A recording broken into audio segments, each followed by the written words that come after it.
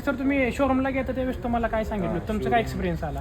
शोरूमला ज्यावेळेस गाडी गेली ना तर त्यांनी डायरेक्ट 90,000 म्हणजे 90 का 95,000चं कोटेशन दिलं. 90-95,000 90-95 टोटल खर्च येईल.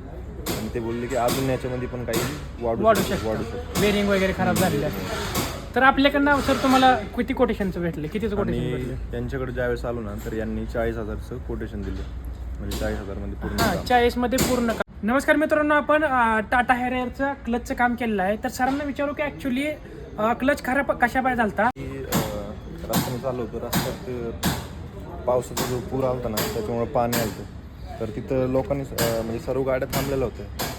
तर ही एक सोय होती ना, तर त्यामुळे लोक बोलले की जाईल म्हणून ही गाडी.